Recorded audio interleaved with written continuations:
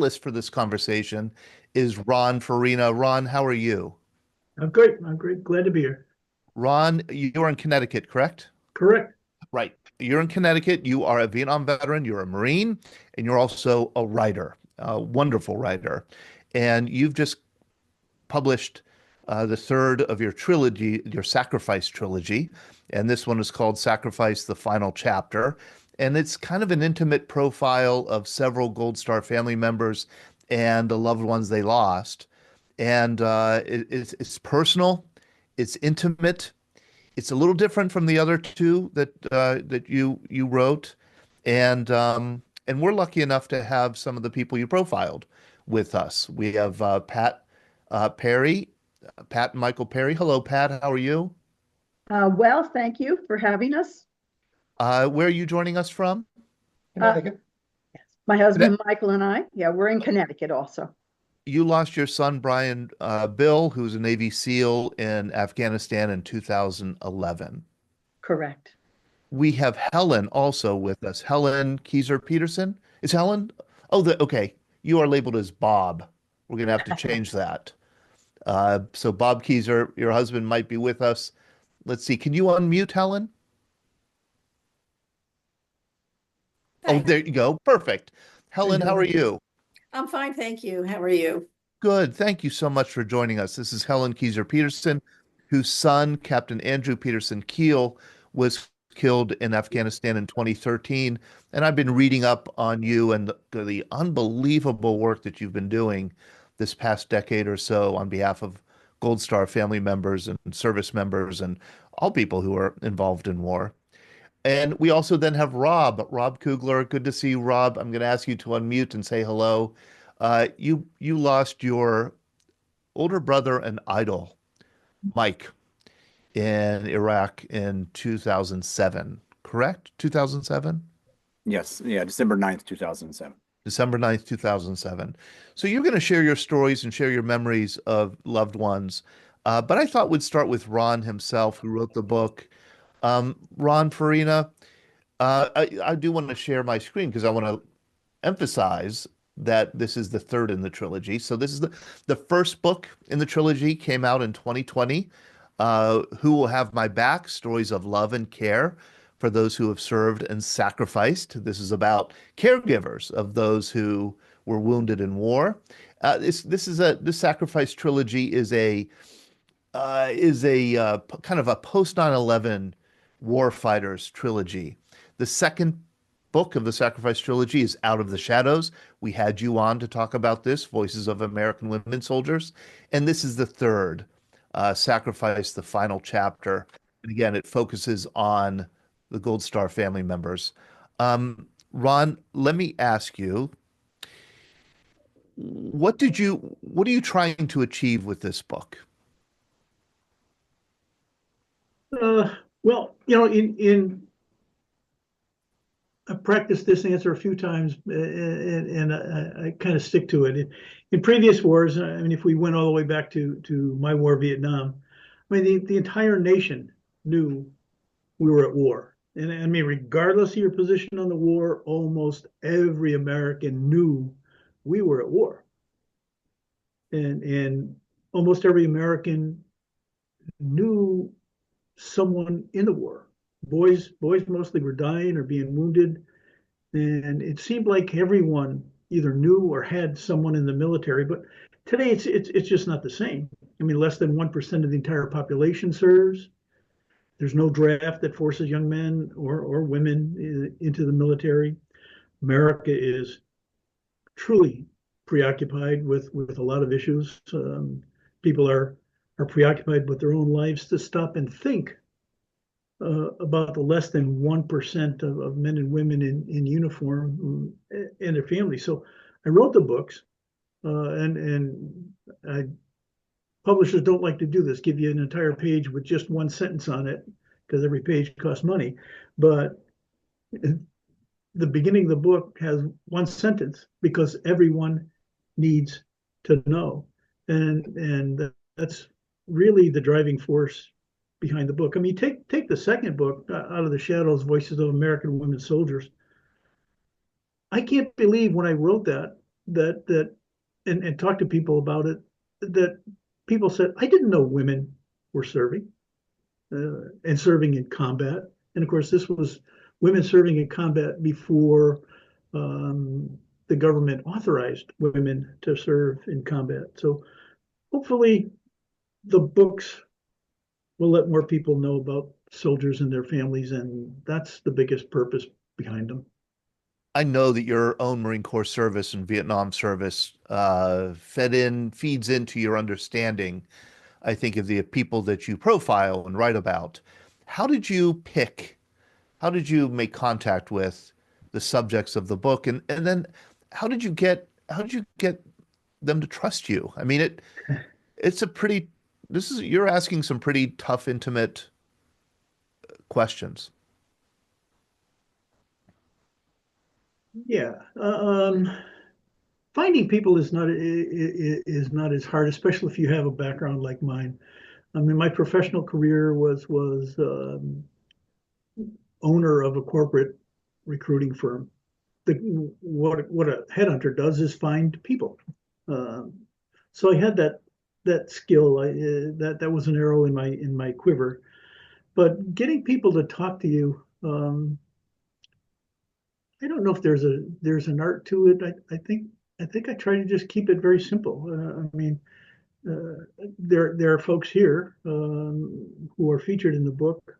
I hope they'll agree with what I think prompted them to talk to me. I approached them with honesty, simply explaining what I was doing, what the book projects were about.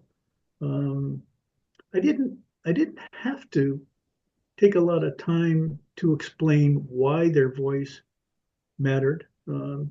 These are folks that understand it, but doing it all without pressure, letting them decide whether or not they want to participate, apologizing when I pushed too hard, apologizing when I made mistakes, and being so grateful for the amount of time that these folks were willing to put into this. It was amazing. I mean, we did so many hours of interviews, and then we followed up with texts that boy, if I was on the other end of them, I don't know if I would have wanted to answer them all. But we wanted to be as accurate as we possibly could, and even with that level of involvement with one another, there are a couple of mistakes that in the book that I do regret.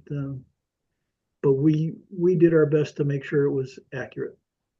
You know, a lot of the book is, of course, about grief and loss, but a lot of it is about how to handle grief, how to encounter it, how to engage it, confront it, live with it.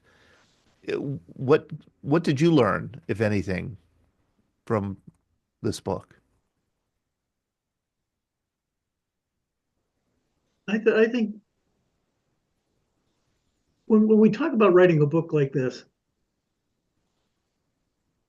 I've been given a gift late in life, the ability to string together a couple of words, make them into sentences, and sometimes the sentences actually come out where they are compelling and readable. What I learned writing this book is the incredible courage that everyone in the book and all the Gold Star families and all the families of contractors, the courage that they have to use their voice to let the rest of the country know what it means to have lost a loved one.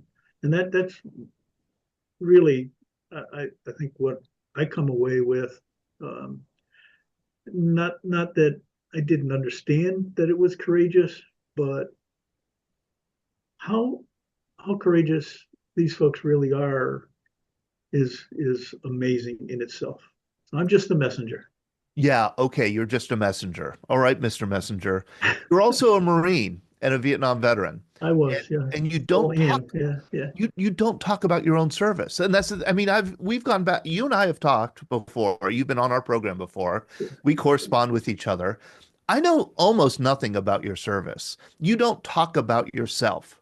So I'm going to kind of put you on the spot here, and and I'm going to propose that in writing this trilogy, you're actually in some way working on yourself and maybe your own grief or trauma or war experience that that you had 50 plus years ago.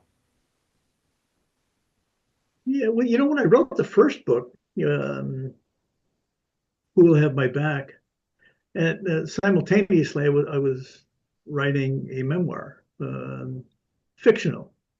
Fictional because there were people that I would put in this using different names who were still alive at the time, and some of the truths that I put in that fictional memoir would have hurt them. Yeah. So I did fictionalize it. I don't think my story is so different than so many others. I mean, I was a young kid. I was in my first semester of college. My father and I were button heads. I left home the day after I graduated high school, living on my own, thinking, I'm my own man and I can do whatever I want, and discovered how many bills parents pay for you.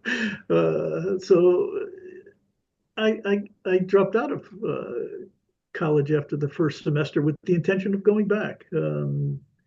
I figured, well, I've got all the spring to work and all the summer. That'll put me in a great position the following September.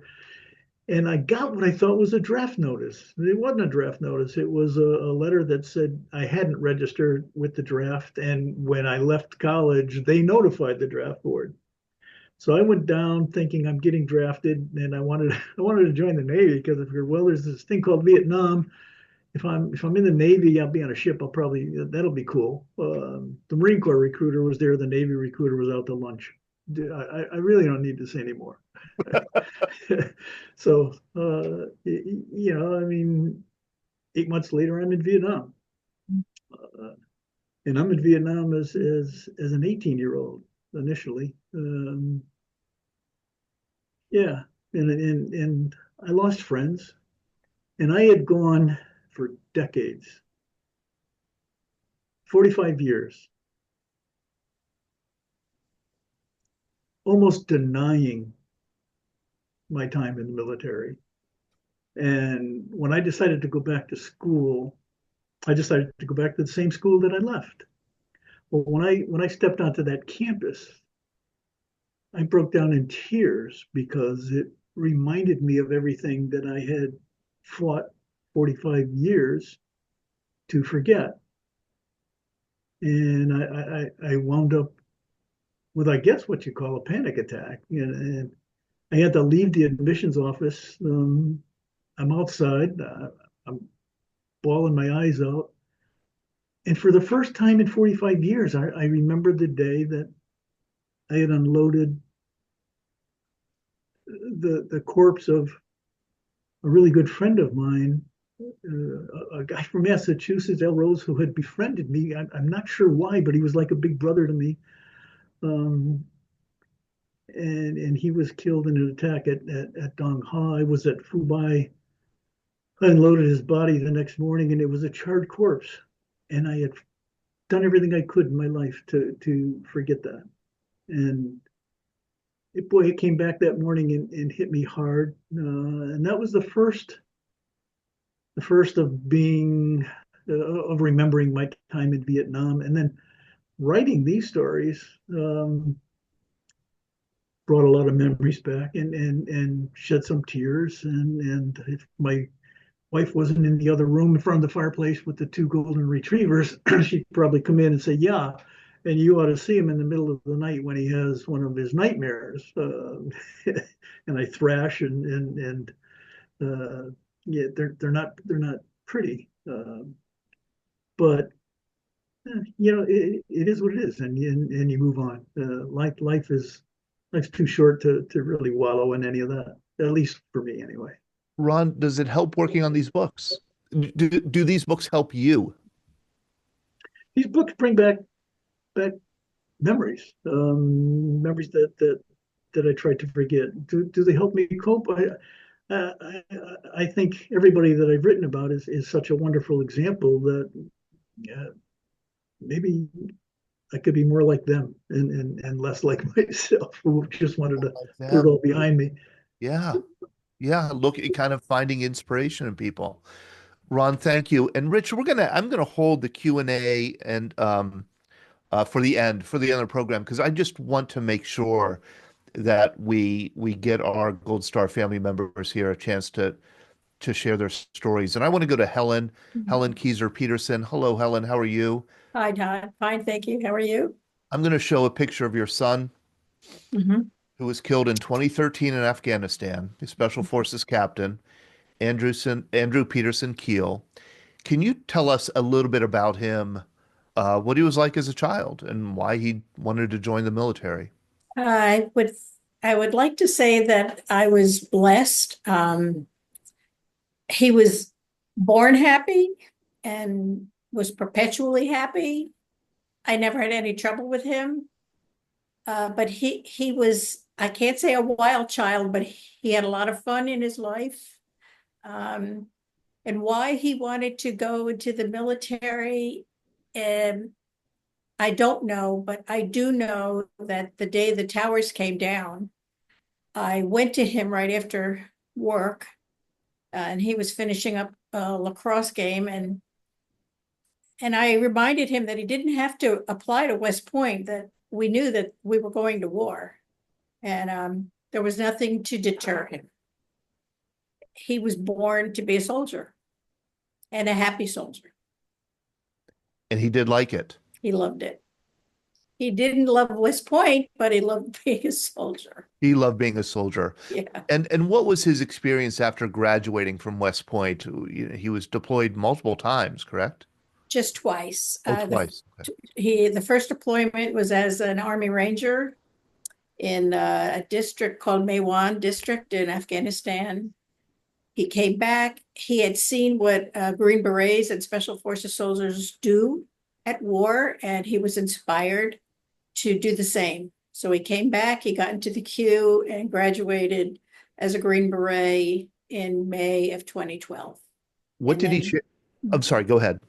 he deployed right after that.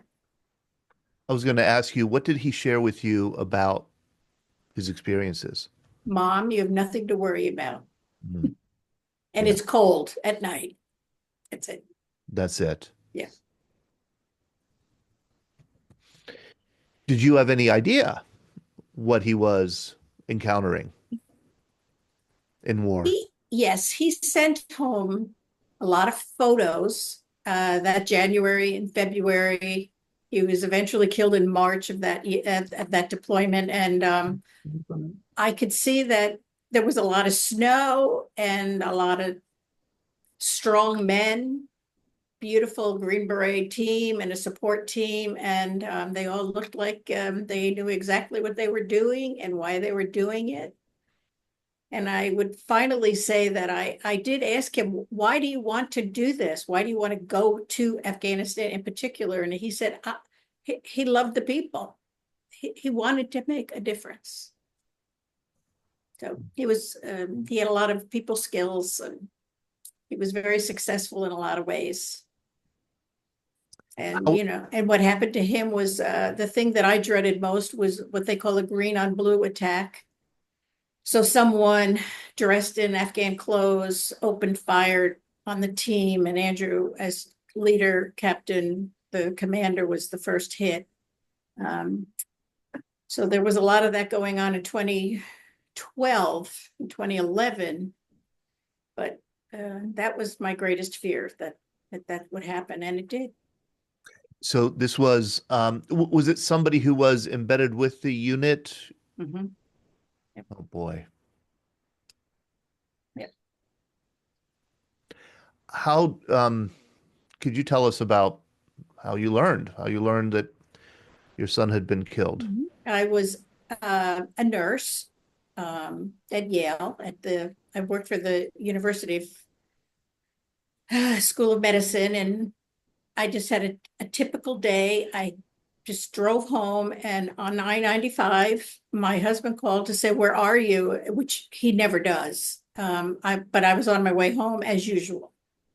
And I said, "Okay, I'll be there. I'm coming. I'll be there." And when I pulled up, I still had no suspicion, but I did see a strange car, and I thought nothing. And then my husband doesn't generally come out to the garage to meet me. So I got out of the car and he walked me in. And it's then that I saw the Army uniform, blues dress. And I didn't need to be told. I knew. And of course, they were excellent at sharing the news. And we just went on from there. There was no changing the news. He was my only child. Next month will be the 12th anniversary of his death. Yes, it was. What have you learned about grief, about how best to work through grief, how to confront it? Because I'm such a believer that all of us, if we live long enough, we're all going to grieve. And it's a tough thing to learn how to handle. How have you handled it? What have you learned about it? Thank you for the question. I was in nursing for 40 years, and my specialty was vascular surgery. So in that particular role, I have seen a lot of patients who eventually die. So death was not anything unusual in my frame of reference. The second piece of it was then that I am Catholic, and my faith meant everything to me, and then became an even bigger part of my life. I didn't do very much with counseling. Everyone I went to see, I never went back. It just wasn't the answer. It was personal, and the thing that saved me was my son's soldier friends, and then our friends, and my family. And not in any particular order, but the special forces teams and the soldiers have such a brotherhood and such a bond that they saved my life, particularly early on. But it's so personal. Like I'm just in good shape now, and I don't know how, but I am. Yeah. I made it. Yeah. You made it. I made it. Yeah, you made it. I mean, confronting the worst thing that could possibly happen to a parent.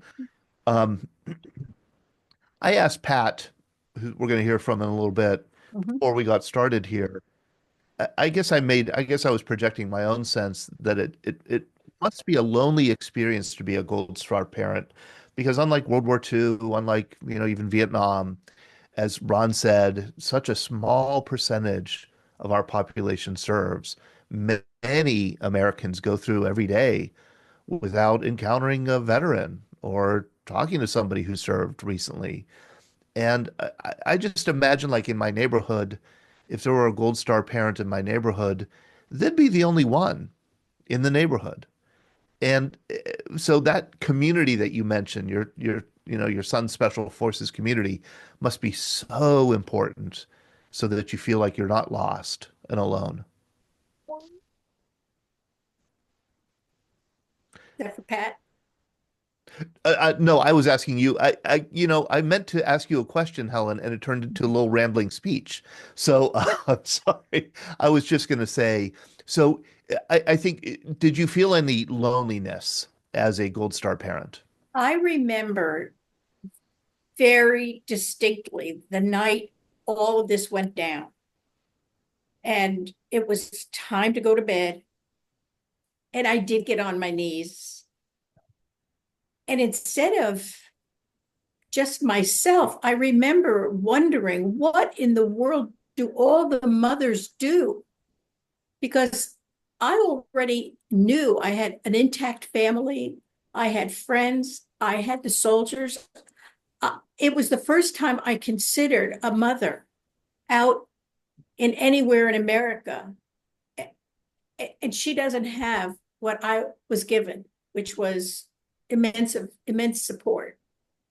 So my heart ached for the first time for mothers I had never met, but that I worried about. Like, how are they going to manage?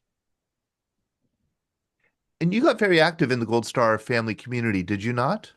It took a few years. I was not aware of Connecticut Gold Star Mothers. I was not aware of National Gold Star Mothers. There is an organization called TAPS, which is Tragedy Assistance Program for Survivors. Right. So that was my first introduction to meeting people like myself who had lost their children. And then later on came the Gold Star piece of my last 10 years. Were you part of the creation of this Gold Star Families Memorial Monument in Connecticut? Was. Mm. It's so striking. I just remember when this was dedicated, Woody Williams, I believe, was there for the dedication. Can you tell us about this monument and your work with it? I worked with two fabulous veterans from Berlin. They invited me to help find the money to install this beautiful monument. And so we would meet together for a couple of years frequently, and somehow we all of us together pulled the money together and was able to afford building this in Berlin. So it wasn't that hard, actually. So that's the craziest sentence I think I've ever heard on this program, just because I've known enough. I know enough about building memorials, monuments. A, they're unbelievably expensive. B, to get permission and all the, permits and everything that you need to build one. Oh my gosh, Helen. Well, the hero here is Peter Galgano, and maybe many of you will know him from Connecticut. So he's very intertwined into the community, and he really is the hero here. He made it much easier than it would have been without his, him just being himself. Yeah. Well, it's a beautiful monument. It is. I'm going to go back to this. Where is your son buried? So this is section 60 in Arlington. They call that the saddest acre in America. Before all these wars started, that was an empty lot. There were no tombstones there when the war started, and now it's full. So that little baby there is the child of one of Andrew's West Point friends. And they brought her there from Ohio to meet Uncle PK. And then their second child is a son who they named PK. Oh, Yeah. There are 10 babies carrying Andrew's name out there. oh my. He had a lot of friends and a lot of respect. And Oh, how great. And tell us about this picture. that was the day he donned the Green Beret. Yeah.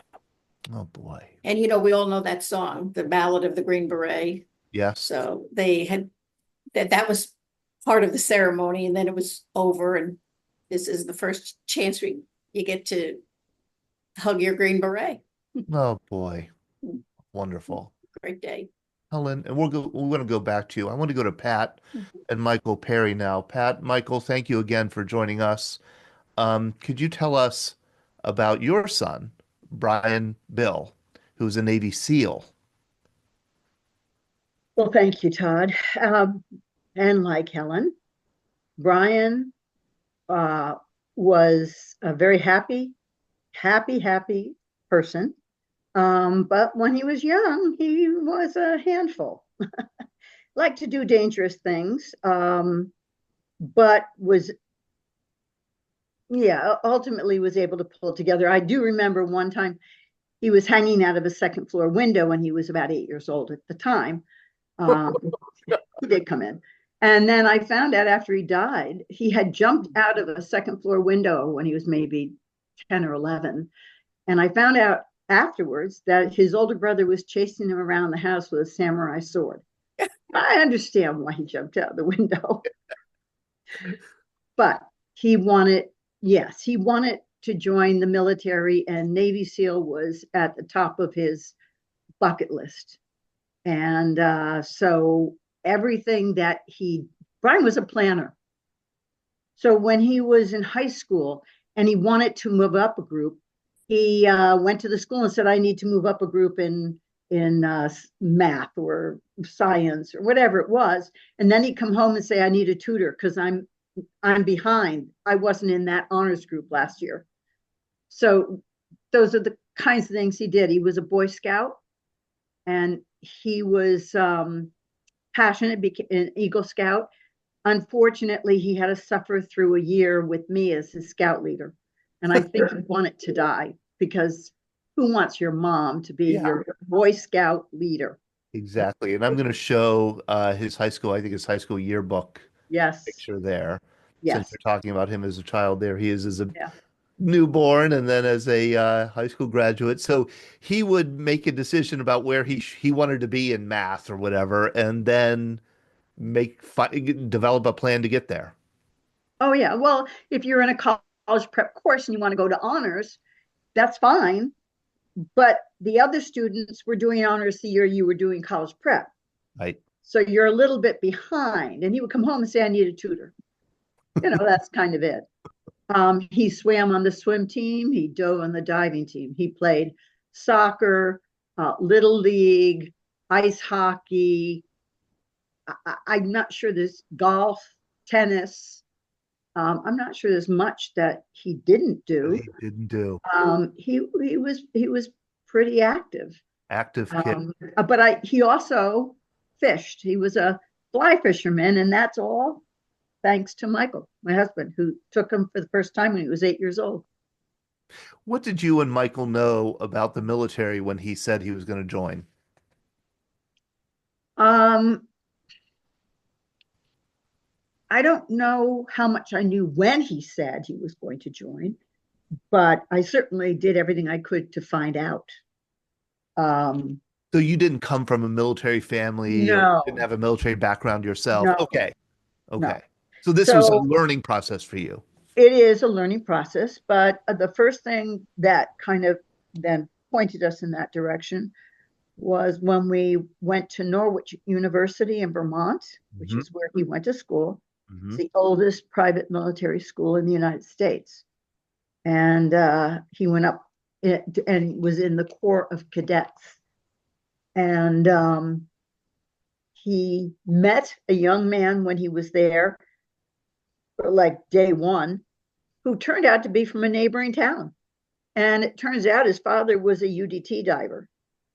And so they didn't know each other, but they spent 2 years doing everything they could, because they both told everyone they were going to be Navy SEALs. And believe me, they had a lot of pushback. Like, who do you think you are?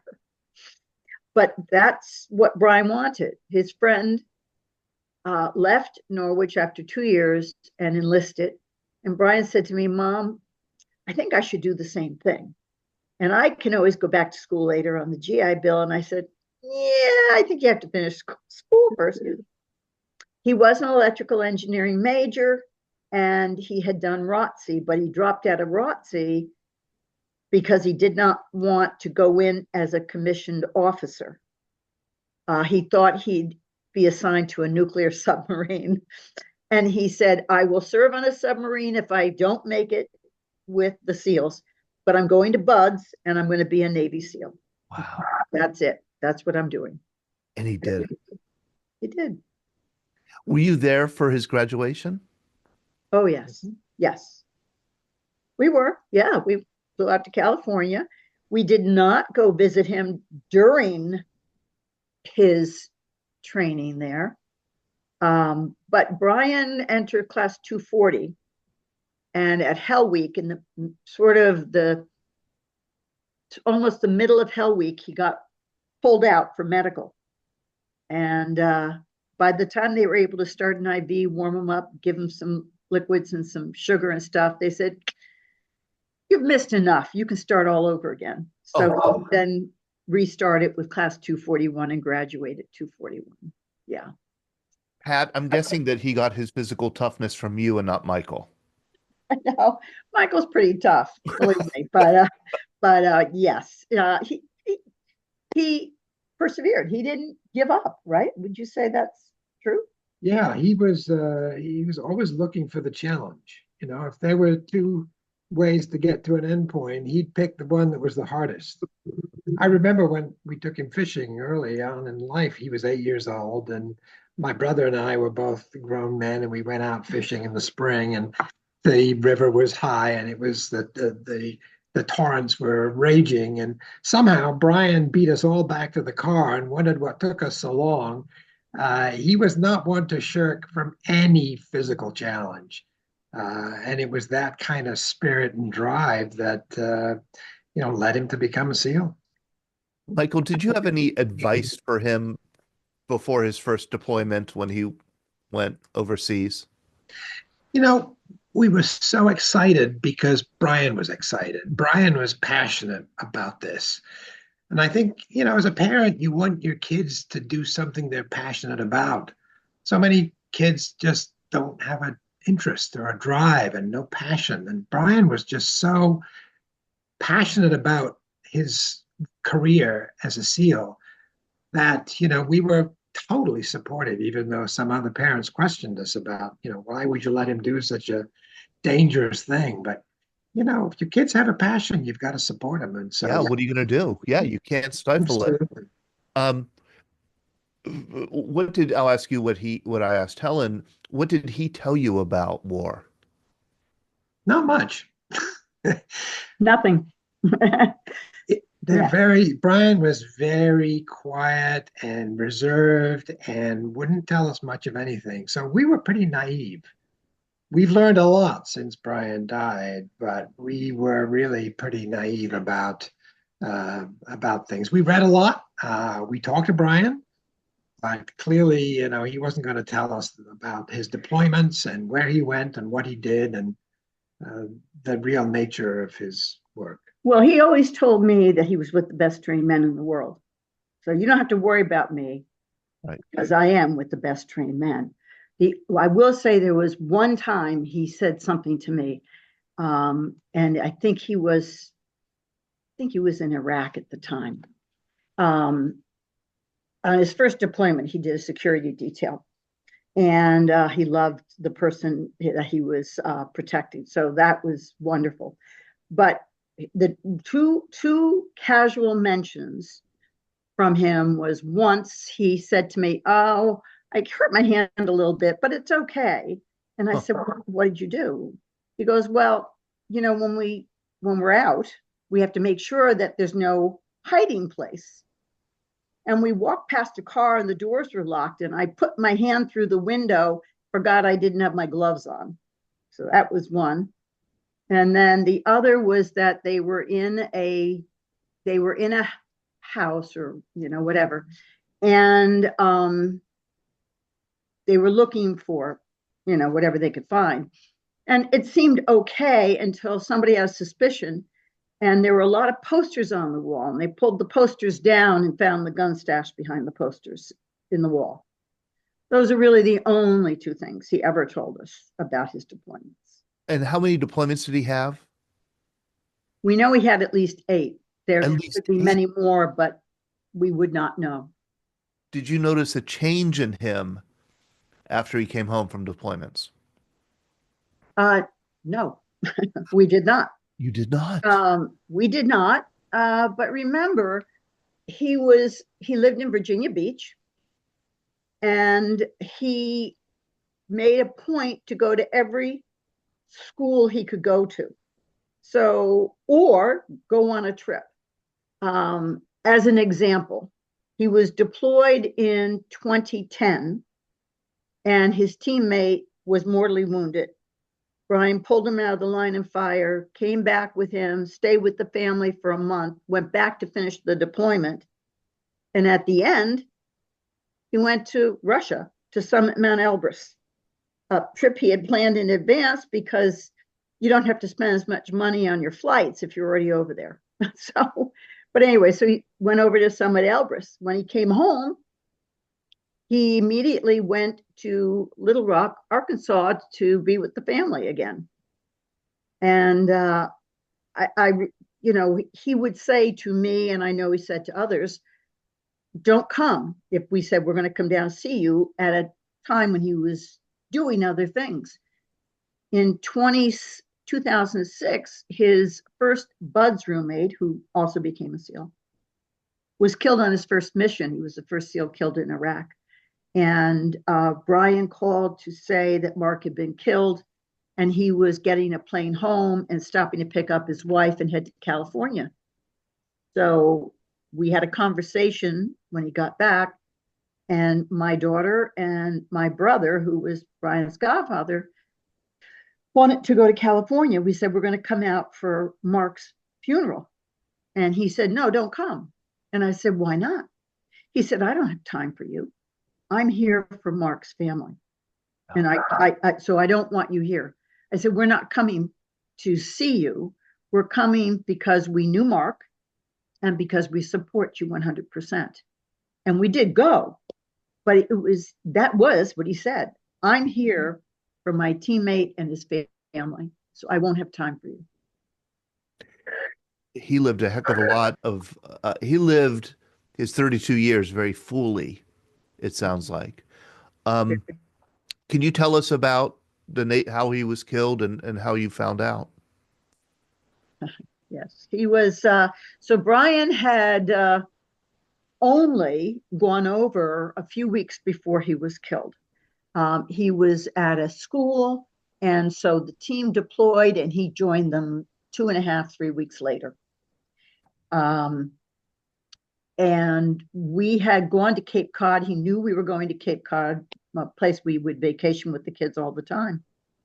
And it was a difficult week. My mother was visiting a sister in Vermont. She fell and smashed her face. So there were a lot of phone calls back and forth, and we were staying by the beach. So we also had poor reception. I think he tried to call us twice. We never made a connection.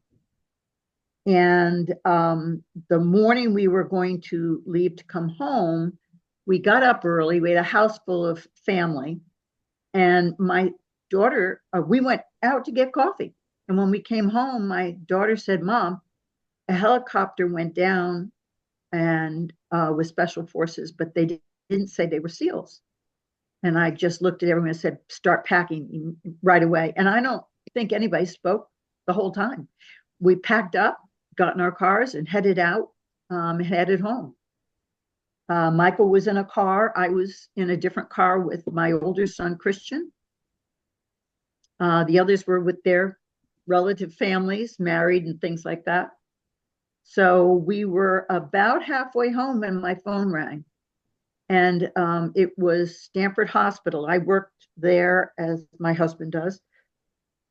And they said, there's somebody here looking for you. Next thing I know, I hear a male voice say, Mrs. Parry, are you at home? And I said, no, I'm not. I've been on vacation. I'm on my way home. And he asked, when will you be home? And I said, about 2 hours. May I come and see you? I didn't even ask him who he was. Oh. You know, your instinct tells you something. Yeah. And I didn't want to ask a question on the phone because a helicopter might have gone down, but there might be survivors. I mean, I don't really know what they're calling me about. So, yeah. And so when Michael pulled in right after me, but when my son and I, my older son and I got out of the car, this little car pulls up and 4 Navy guys in dress blues get out of their car. And as Helen said, you don't have to ask a lot of questions. You sort of know. And they were very kind, very gentle. And they said, do you have any questions? And I only had one question. have you recovered him yet? And they said, no, not yet. That's kind of how we knew. Did they ever recover him? They did. Actually, there were 31 military personnel, 30 military men, 1 working dog, 17 SEALs, and it was the largest loss of life in the SEAL community in a single event.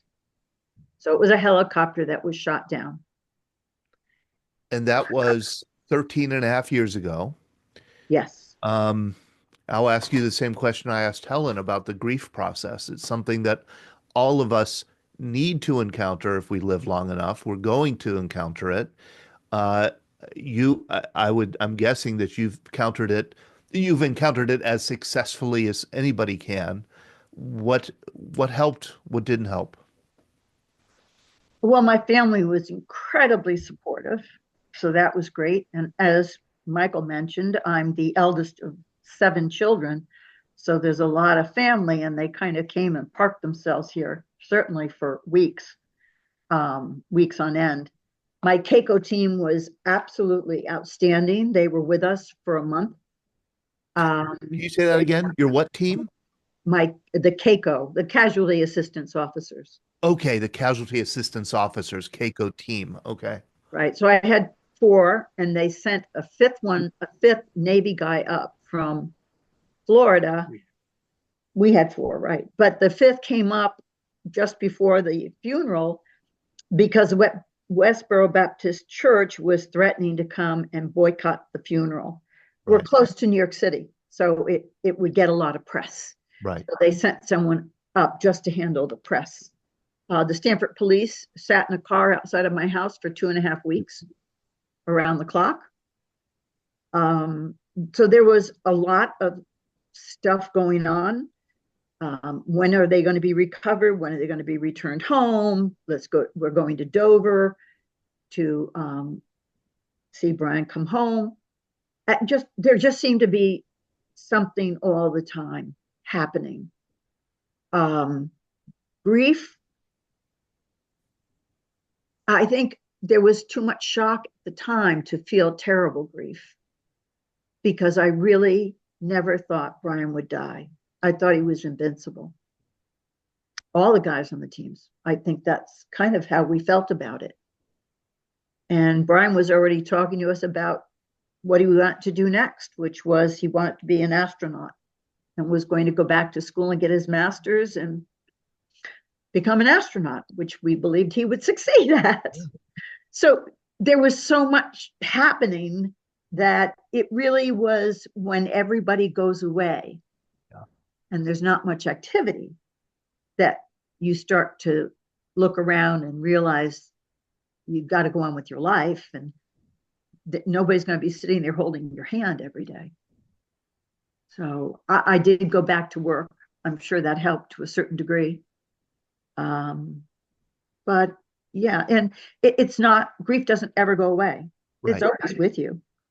It's just a choice that you make. And I have told other reporters when they've asked me, sure, I mourn Brian, although I mourn him more in private, but I want to honor and remember him more than anything else.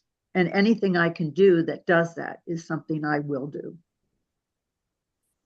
And what have you done? I mean, what have you done in his memory, in his honor? I was going to say a couple of other things. I mean, grief is lonely wherever you are and whoever you are, even if you have family or friends and work that helps get you through the days. But there were 2 other things that I think helped me. One is the brotherhood. They talk about, long live the brotherhood. The SEAL community, we learned, we really didn't know this before Brian was killed, is a brotherhood. And we have met so many people that we had not met before who are like Brian. And they are bright, interesting, energetic people who treasure the time they spent with Brian and the memories. And I think that, we learned that there is this other family, the brotherhood of the Navy SEALs, that meant a lot to us in terms of our support and our growth after Brian was killed. The other thing that I built on is Brian was such an inspirational person that it wasn't long before we started to celebrate all the things Brian did and the person that he was. And that helped an awful lot, I think, get beyond the grief of losing Brian, because he had so many gifts and was so inspirational that, we all built on that. Pat started swimming. I started to do more. All the family did. One went to Annapolis. Another went to Norwich in Brian's memory and enlisted in the Army ultimately. So, the whole family was inspired by what Brian did. And I think that helped us all a great deal. So the first thing we did was we created a scholarship at Norwich University in Brian's name. And that was a decision that Michael immediately said to me. We're sitting at Dover, and he said, we're going to start a scholarship for Brian. We do help fund it. We have an event every year. Helen has been down to it. And it's got over $2 million in the endowed scholarship. So we're actively involved in that at Norwich University. There's a Brian Bill Memorial Challenge. So it's like a Tough Mudder in the snow up at Norwich. Although they've gone away from the snow because the kids working the event were getting frostbite. So now, oh my gosh, what can I say? Oh my Different family members have done marathons, triathlons, all things Brian did. Tough Mudders. I did a Tough Mudder. So yes, several other events like that. And we do it in memory of him. Now, we just came back from Florida in January. We went to the Tampa Bay Frogman Swim. I kind of mentioned this to you before. And that's an event where every swimmer has a kayaker for safety, and every pair swims in memory of a fallen SEAL. And we have a team called Team Good Times, Brian's favorite saying in the world. Well, one of his. Good times. The worse the situation was, the louder it would get, but it would still be good times. And we had 13 swimmers swimming for him. Now, it didn't happen. There were small craft advisories. The storms were coming in. We had the ceremony and the after party, stuff like that. But those swimmers are coming back next year, and I've already recruited 2 more. So, those are the kinds of things that we want to do. That, yes. Oh, wow. Where did you get that headstone? Pat, I'm an internet creep. Whoa. So I have to tell you, it does not say that. It doesn't what? No, it does not. Well, then No. So when Helen, I'm sure the same thing, they say to you, what do you want to put on the headstone, right? So you give them some idea, you tell them what you want, and they give it to you, and they say, is this what you wanted to say? You say yes or no, whatever. So when they sent me this image, and I said, well, I'm thinking of the future. In 50 years, somebody's going to say, this guy died young. Who the hell wrote good times on it? Yeah, right. Can you put it in quotes? No. Can you space it apart so it looks like it's something else, right? Right. They said no. And I said, then you can't put it on the headstone, take it off. So, but they must have put it up initially without my approval. I think it's on Find a Grave. I think that's where I found this. I was reading about it. Yeah, it doesn't look like. So there's 13 men that have all been interred together. The ceremony was for all of them at the same time from this particular mission. And then that was in August. And then the following June, there was another interment for the group remains, because remember, this is a helicopter that fell to the ground, exploded, and burned. So there were a lot of remains that were just commingled, and there was a lot of legality because some of them were Afghanis. So when they put up the headstone, there was a revolt, and they had to change that headstone also. So those are kind of some of the things you have to deal with. Boy, oh boy. Thank you, Pat, and thank you, Michael. And we want to get back to you. And I also want to get to everybody's questions and comments. I know that we have other Gold Star family Yes. members here in the room. But before we do that, I do want to go to Rob. Rob, I know that you have a 2-year-old and a 4-year-old, so as well as some dogs. So you might be, out of here at any moment. I want to make sure that we get to you. Your story is remarkable from just the day you were born until now. I had never heard of Broken Bow, Nebraska. Yep. Yep. That's where you grew up? Yeah, yeah, that was the big city that I ended up in, because there was about 3,800 people there in Broken Bow. In Broken Bow. And you came from a large, very poor family. Yeah, yeah. I mean, it was like it could have been worse if we were somewhere else, for sure. But so my mom and dad met with 3 kids apiece, and then had me, and then divorced when I was 2, and then I went with my mom and the Doheny's, which that's Mike's last name, Right. and the yeah, Mike really became, he was 5 years older than me, and he became like the person I modeled myself after, and he was like we shared the same room, for like as long as we could, as long as it was like legally mandated by the housing authority, because we had low income housing, and you qualify, for ages and numbers of kids, and they're like, hey, you guys can stay in the same room, like you don't need an extra room for yourselves. Right. Uh, um, and yeah, and first off, real quick, I wanted to say thank you so much for the inclusion here. It means so much to me and my entire family. And Ron, thank you for the inclusion of Mike um, in this story. And for me, um, our family's experience, and then also his wife and my mom, I feel like, are the ones that I kind of like advocate for the most, as far as having, wanting more support for them. Um, but this is like being involved in this is actually quite healing in itself. Yeah, look at that guy. Yeah. Uh, so yeah, Mike was a charmer, as well. He was one of those guys that it would you'd be surprised, like when people tell stories about him, and then you find out that he was, like 5'7" and 160 pounds, 5'8", 5'8", 170, looking right there. Um, and so that was our last night together right there. That's actually, well, I guess we saw each other before that, but that was my going away party when I was deployed to Iraq, as a heavy equipment mechanic, and Mike had already deployed twice as a contractor. He was a Marine for 8 years.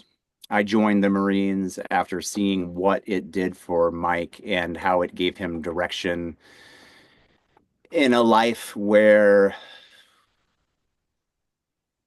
I think one of the easiest ways to explain it sometimes, I remember getting in an argument with a math teacher who explained to us why we needed to pay attention, because if we didn't set ourselves up for college, then we were going to end up working a job that made minimum wage, and there was no way that you could, survive in today's economy on minimum wage. And this is in the late 90s that they're saying this, and when minimum wage was what, 5.75, and in our mental capacity, we knew what was possible from our mom doing so and raising 4 kids by herself.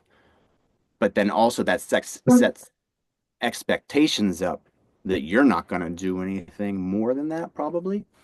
And because I really do hate the narrative of, there's people out there that think that the military is full of people that had no other choice. Hmm. They wanted to use the military to get out of their town, and Right. And though, even though I really don't like that narrative, I feel like that is kind of the case for the two of us, you know. Yeah. What the military did for both of us was it put our lives on a trajectory that just never would have been near what it is without being pulled out and of where we came from and being a part of something better and something bigger. And Mike was just like the best at it too. So that was easy. It's easy to emulate someone who comes home and then is heralded by like the recruiters. Like the recruiters would be like, "Oh, hey, you're in town. Can you come like do something? Can we come show you off? You know, Right. can come put you on display?" And Right. Mike did that a few times. And he was like a victim of his own ambition in the terms of, I don't know if that's really victim is the right way to say it, but so he joined the Marine Infantry in 1997. It was towards the end of 98 and or 97, 98. And I can't even remember right now. Um, but he joined the Marine Infantry, and within 2 years and 5 months in the Marine Infantry, he promoted to sergeant, which is pretty.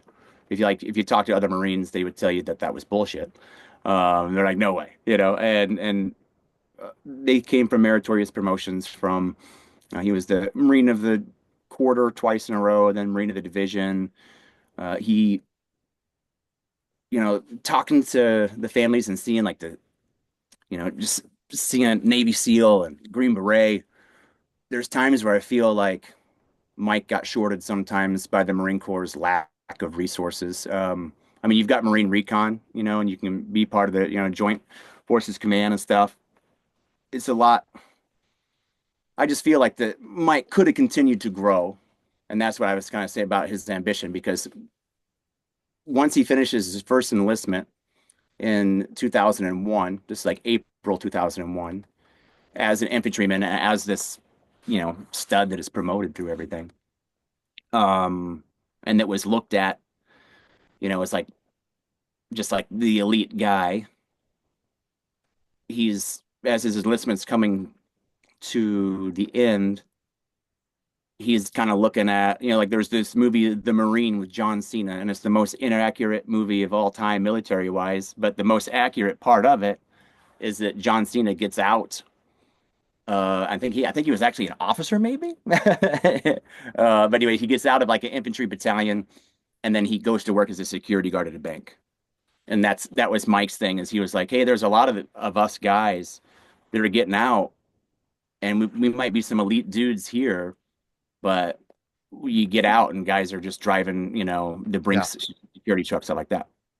So then he was like, what else, where can I go from here?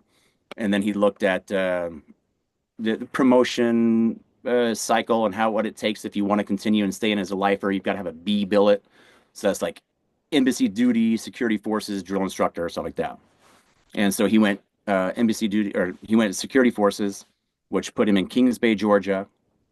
So then he's in Kings Bay, Georgia when September 11th happens, and then Marines deployed to Afghanistan, and he through a whole 4 year enlistment that had just started at the beginning of the war, of which Mike was an elite trained warfighter. He just is driving a Humvee around the gates at a base in Georgia, checking on, like the monotonous. He's stuck on the home front. He wants to get in on the action. He wants to Yeah. do what he was trained to do. Yeah. And I'm sorry to step on you here, Rob, but No. I'm just reading the story. It's just remarkable that here he is, a Marine, an 8-year Marine. He does not re-enlist, and becomes a private contractor in order to get into the fight.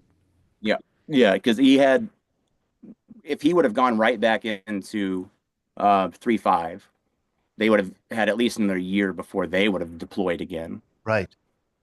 And he wasn't going to go anywhere else. And then he was trying to be like, well, what am I going to do? And he had some buddies be like, like we deployed as Marines, and we've deployed as this. Yeah. Come here as this. We're doing the same thing, and then you don't have to do like, because again, the Marines are a little. I mean, their special forces guys are still, they get to operate on their own in a way, but for the majority of Marines, unless you're the highest of the elite, you are still kind of stuck to a garrison thing. This I feel like that the Marines are a little bit more annoying about.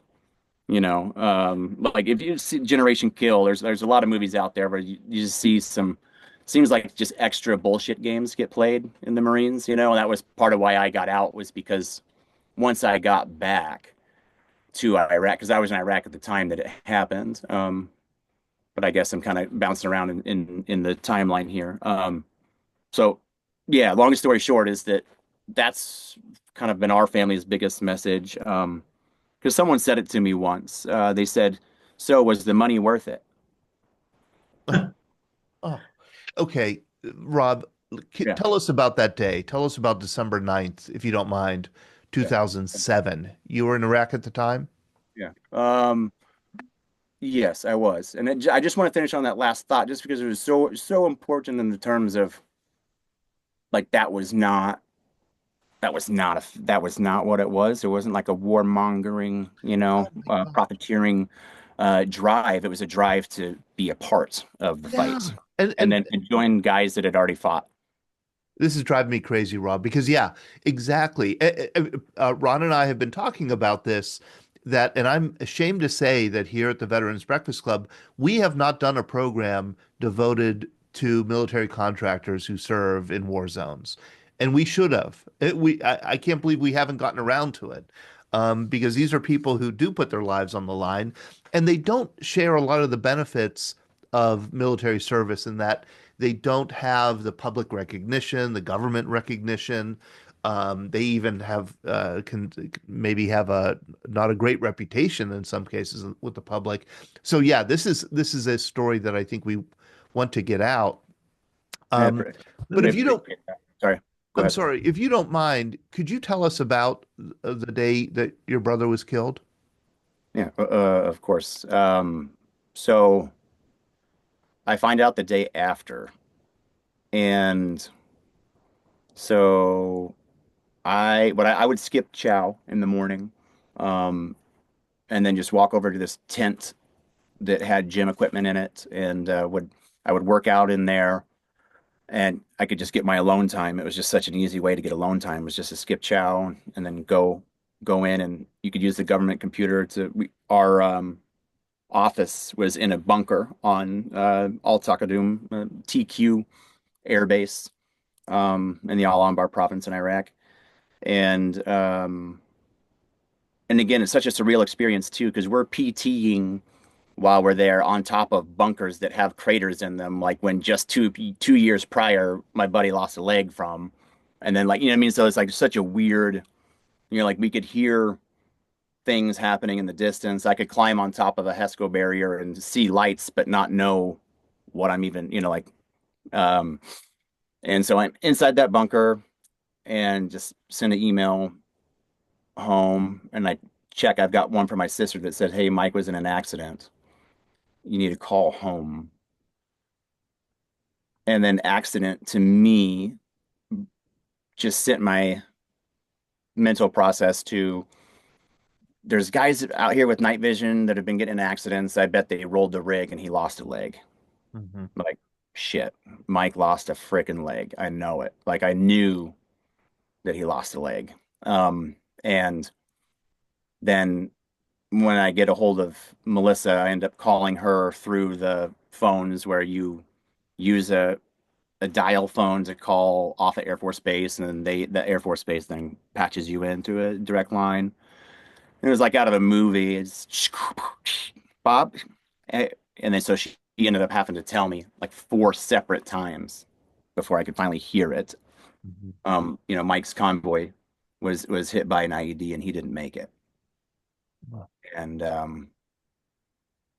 yeah, because then that was I remember that very vividly. There was other Marines in the office. There's two other ones. Welch was the first one there, and he's like, "Hey, is everything okay?" And I was like, "Yeah, my brother died."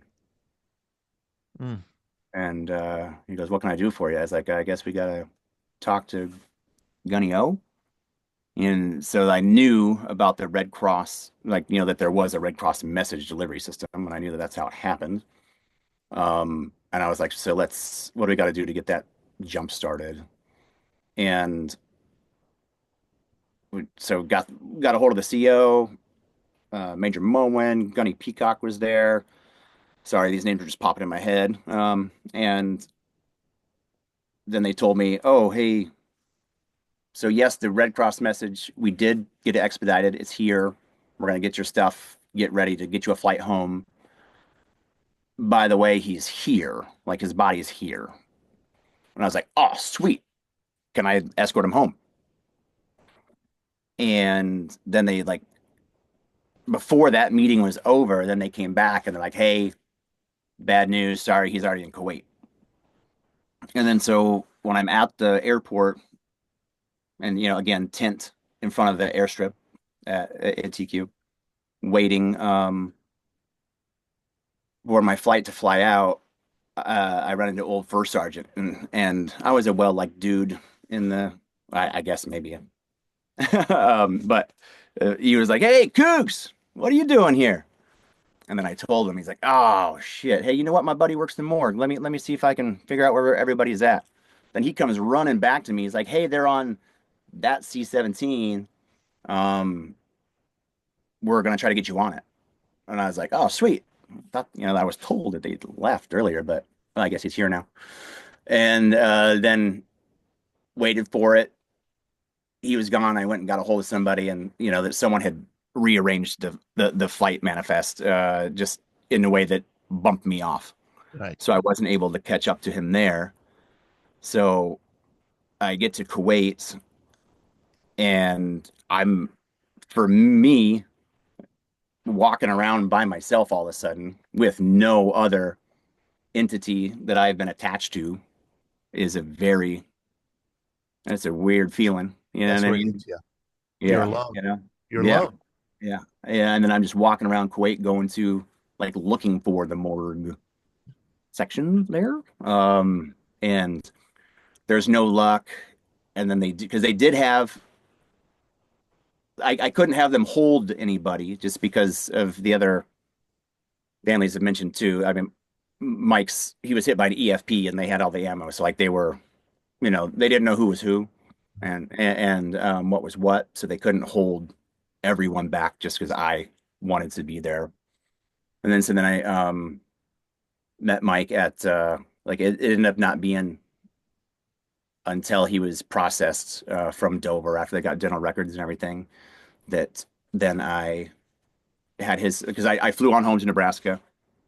Um, Met with family and friends, and then the entire time I've been trying to get a hold of Mike's best friend from 3-5, who then was able to show up. Josh Scholes, he's in the book. And I do want to mention that. I'm going to interrupt you in part Please. to mention your book. Your story is told not only in Ron Farina's book, Sacrifice, the final chapter, but also in this book, A Dog Named Beautiful. And this My is the Bella. beautiful dog, Bella. Yeah, And it's the story yeah, of you and Bella's last 18 months of life, a Marine, a dog, and a long road trip home. It kind of tells the story of your own war experience in Iraq and losing Mike. And in a sense, I think transferring a lot of your grief onto Bella and her last year and a half of life.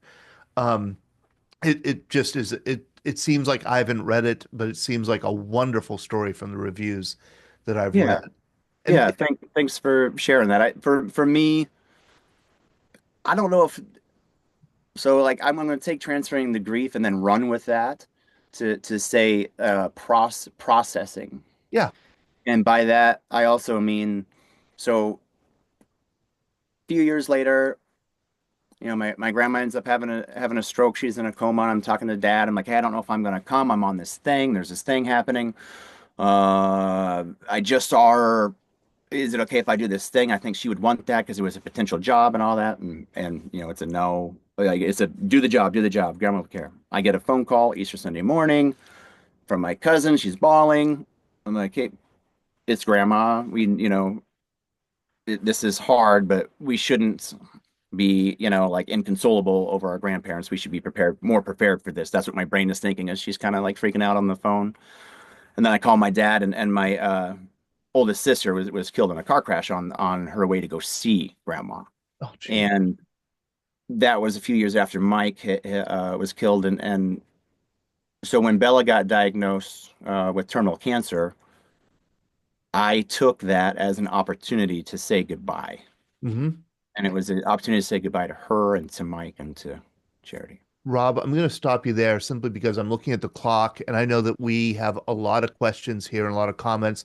We also have other Gold Star family members here. I do want to remind people that we have a program Thursday night.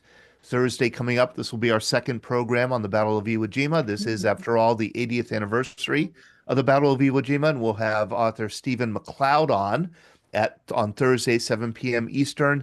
He wrote a book, Black Dragon, which follows Fox Company 2nd Battalion, 23rd Marines through the Battle of Iwo Jima. It's kind of like the Band of Brothers of the Marine Corps in the Pacific on Iwo Jima. I hope you do join us Thursday night for that program.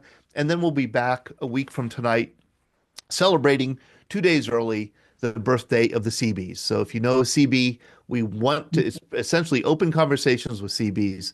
We want to have them on, talk about the work that they do and the special branch of service they have. It'll be the 83rd, I think, anniversary, 83rd birthday of Naval Construction Battalions. That'll be Monday, March 3rd. We have VBC Magazine. This is a quarterly magazine that we publish. Takes the stories that we hear on our programs and puts them in magazine form. We send it out to about 11,000 people and print up another 7,500 for hand distribution. It's free. If you don't get it in the mail, it's because we don't have your address. Let us know if you'd like to subscribe. You can get hold of me, Todd, Todd, at veteransbreakfastclub.com. I also want to thank our sponsor, UPMC for Life. They have been sponsoring this program and our live events also, and they also place an ad in our magazine. We're very grateful to them. And you can learn more about the work that they do at upmchealthplan.com/Medicare. All right. I want to open it up to questions, comments. I know we have a lot of them. Joe Griffey's, you've been waiting very patiently. Joe. Helen, Pat, Mike, and Rob. Pat and Mike, I've been to Section 60 many times. I'm sure you know Patrick Hughes, a very good friend of mine. We're down at that section all the time. But Michael Strange, that's buried alongside your son, was my next door neighbor, and his father, Charlie, does a remarkable 3-4 times a year getting families together so they're not forgotten. I believe I met you and Mike on a couple different occasions. But yeah, Michael was a cryptologist on that Yes, Chinook helicopter that was built in 1960 for Vietnam. I know. I'm still questioning why were we using a 60-year-old helicopter. But anyway, you got a lot of other questions. I want to say we love you. God bless you, Helen, all the gold stars that are on here. You're the real heroes of our world. God bless us. They are in so many ways. you. Thank you, Joe. You're welcome. Did you want to say anything back to Joe? Oh, Joe, thank you for telling us that you were neighbors with the Stranges. And yes, they're a very strong and resilient family, aren't they? They're amazing. I believe the service dog is buried alongside. Yeah. What is there, 13 or 17 from extortion? 13. 13 in the service Well, dog. 13 SEALs, and there are then some PJs. We go there all the time. So your sons will never die because we're there all the time. Right. And a soldier only dies when they're forgotten. We will not let them be forgotten. Well, I'm sure we've met you there. We also we visit with Andrew when we go. We visit with anyone we know that's in Section 60 whenever. God bless you. God bless you, ma'am, and sir. Thank you. You know, I want to give the opportunity. I think we have two other Gold Star wives, I believe. Marty Miller, who I've not met. Marty Miller? No? Barb Smith? You told me, are you lying to me, Barb? Where's Barb? Barb. There you are, Barb. Okay. Marty. Yes. Hey, Marty. Oh, hey, Barb. Hi, dear.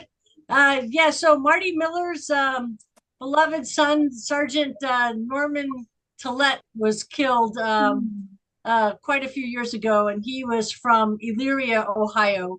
And Marty is a dear friend. She's listed as iPhone at the bottom of the screen here. I don't know if she's stuck or can you hear us, Marty? I unmuted it. Okay. Can you want to say anything, Marty? Yeah, Okay. I think Marty's frozen. Can you hear me? It took the picture off, but I can still hear you. We can hear you. Okay. All right, let me try and get this back.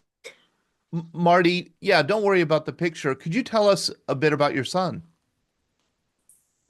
I am proud to do so anytime anyone asks. My son, Sergeant Norman Lane Tillett, was the oldest of my three sons.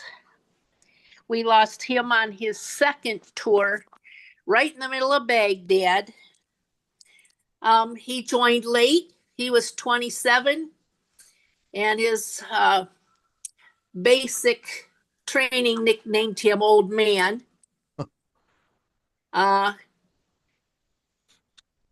He,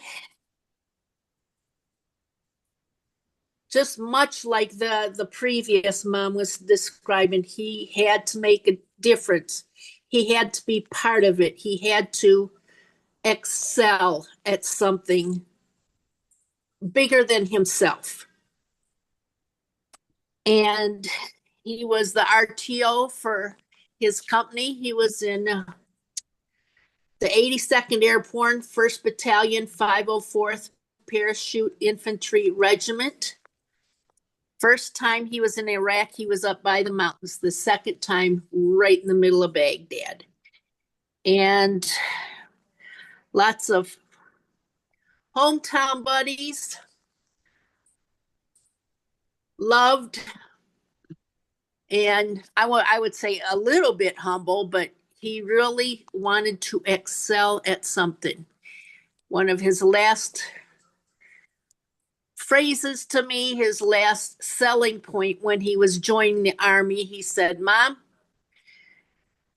if I can take the place of a young father with little kids, if I could take the place of a young husband, that will be my contribution." He was the RTO for his company. His patrol went out to rescue another patrol that was under sniper attack. They got the other whole company out. Everyone in Lane's company also made it back. Lane was at the forefront, and he was killed by a sniper's bullet, but everyone else made it out. And here is a picture of Lane. Thank you very much for putting this in the chat, Barb Smith. Oh, Barb's got that up there. Good. Yeah, Good. we have that up. What date was that? What date was he killed, Marty? April 28th, 2007. 2007. Yeah, on January 3rd this year, it was 18 years from that he was deployed. Boy, oh boy. So 18 years. I'll ask you the same question that I've asked the others. What have you learned about grief and living with grief? It sticks with you, but it's what you make of it. One of Lane's last asks of me, our last Christmas together, just before he was deployed, he sent me a ticket. I went down to Fort Bragg. He says, "Mom, please be strong. I need you to be strong." Well, I promised him, and I'm doing the best I can. I have two other sons counting on me. Yeah. And everything we can, any event, anything we can do to lean on each other or friends in the area, friends, family, visits from many of Lane's Army brothers. And yes, I'm calling them brothers too, because my two sons at home gained another entire group of brothers after we lost Lane. We've hosted groups of them several times here dwindled down to one or two here and there. But whenever we hear from any of Lane's buddies, we always let them know they are welcome at Lane's home. There are times where it just grips you. Some things like a holiday or a date or something that somebody says, it just makes you, oh, I remember when Lane did this. I remember when Lane did that. Yeah. That makes you proud. That boosts you up.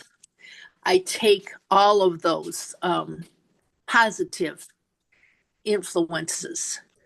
And my mantra app that I started about 3 weeks after we lost them, and I didn't know what to take a step in the morning. I didn't know whether to look left or right. I just said, you promised, Lane, that you would be strong. So I adopted the mantra, let the pride override the pain. I can do that for my son. I am very proud of him and his accomplishments. And there are, like she said, that several people that have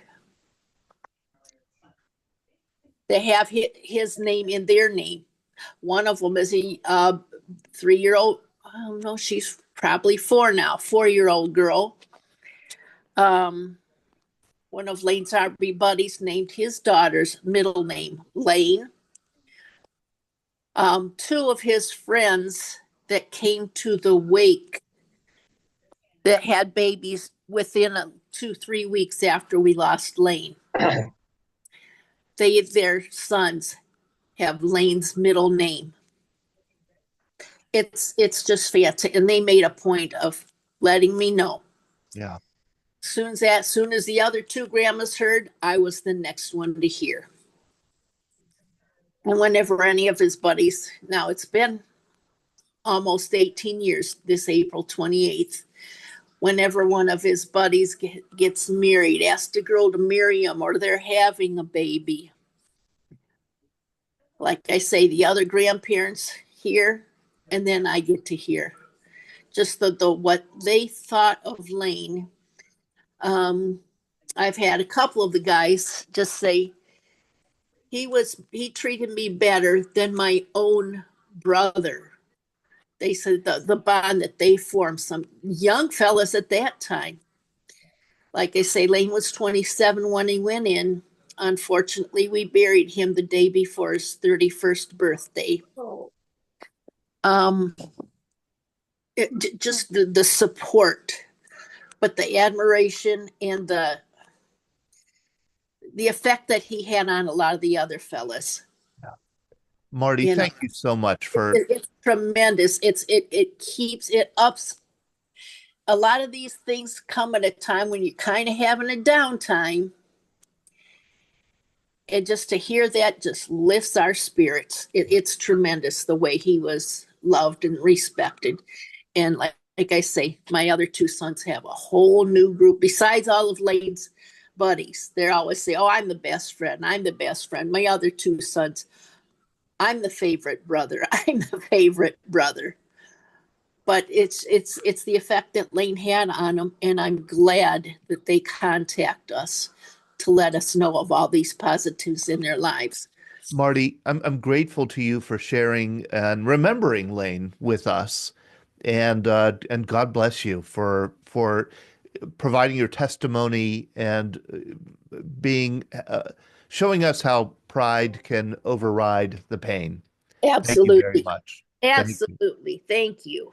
You know, before we end, I do want to go. Yeah, I'm sorry, Barb. I just want to invite the Gold Star families to attend the annual Gold Star Family Dinner in Chesapeake, Virginia. It's the first Sunday in December. It's called the Honor and Remember Banquet. And I saw that next to Brian Bill's grave marker, he has an Honor and Remember flag right underneath the U.S. flag. And of the, I think, 27 or 28 states that have accepted this Honor and Remember flag as the official Gold Star Family's flag, Connecticut is one of them. And so please look up Honor and Remember organization Gold Star families such as Marty Miller was presented with a 3x5 honorary member flag by a veterans organization. And there at the bottom of the flag, if you go onto the website, you can see the details of the flag. And at the bottom of the flag in the horizontal section the white section is embroidered the name, the rank, and I think the death date of the lost service member. And at the banquet, the veterans, the Gold Star families are invited to bring those 3x5 flags to the banquet, and they're hung on the walls during the entire banquet so that other members and the public can see these wonderful flags. Thank you, please check out the website, please. Honor Remember organization. Thank you. That's the website is honorremember.org. Honorandremember.org. Thank you, Barb. Yes, of course. We've come to the end of our program, but I don't want to sign off without recognizing my friend Becky Nyron, who has been a Gold Star member, and she's a Gold Star wife for longer than anybody on this program. It's been 21 years, 20 plus years. It was December 28th. 20 December 28th. What have you learned, Becky, about grief and moving on with life over the past 20 years? You know, like the previous folks have said, grief, it ebbs and flows. It hits you. Some days, I mean, there's not a day that goes by I don't think about Nate. But you know, my family and friends have been the rock for me. And, you know, unfortunately, I haven't moved on into a long-term relationship. I've, you know, had relationships, but they had pretty big shoes to fill, although from a man of small stature. But I do want to, I want to thank the other Gold Star families for sharing their story. Rob, I want to shout out to you specifically, because siblings get lost in the mix a lot of times. Nate has two sisters and a brother, and I don't think they consider themselves Gold Star families. And Nate's sister has started to do a lot of things with me that now that she's closer, and her oldest son is Nate's namesake, so that helps live on. And but you know, I think siblings get lost. Parents get lost sometimes too, and various benefits that should be available to them, in my opinion. But I would just want to thank all the Gold Star families, and next time I'm at Section 60 visiting Nate, I'll visit everyone else as well. It's wonderful, Becky. You're so right. I haven't thought about that if you're a sibling, you know, you're probably deferring to a spouse or to a parent who, you know, needs more support. I think as a sibling, you're considered not the one who's been most impacted. And so they could get lost in the shuffle. That is a wonderful insight. I have not thought about that. Ron Farina, you started this whole conversation. You were the catalyst for this conversation. I do encourage people to buy and read Sacrifice, the final chapter, and also your book, Rob, as well. Any final words before we sign off for the evening? Yeah, I've been dying to just get this out real quick. It took me a long time because, and it was funny when you mentioned how hard it was for a memorial. I was trying to work with the city for years to get a memorial started. So what I finally switched and took the funds that we were raising and started a scholarship for Mike that put out its first recipient last year, and it's called the Humble Hard Worker Scholarship, and it's actually for students with a 3.0 or less and write an essay that shows that they can work to try to up their I love it, Rob. Love Love that. Yes, because we didn't have many opportunities, and education was never really important, and we were able to get out. So we're trying to help other people that you know, that aren't as set up. And then last, I was really inspired by Dale Duncan. So I don't know if oh shoot, Pat and Michael, do you know Spencer C. Duncan? Yes. Okay, so I had just befriended his father in Kansas City. So okay. I just feel connected to you in that way. I mean, I wear that helicopter on my shirt at least once a month. So I just had to, worlds are so small. They are very small, and we're family, and Yes. the family is enriched our lives. I love that. And that's where for me, I want to fight for my mom to be able to be more like, it's not as much as me, but I want mom to be able to, feel like that she has that, because that puts you a little bit more alone on the civilian side. Hey, I Right. want to point out that Marty is holding up a picture of her son, Lane Toulette.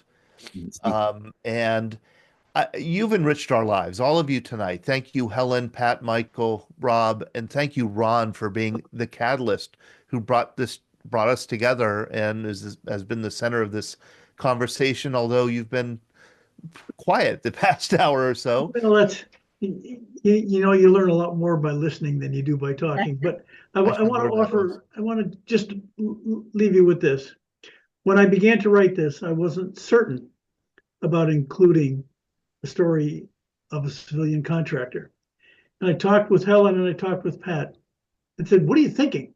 Of course you include him. Who gets to decide what death is more important than another? We include him. He's one of us.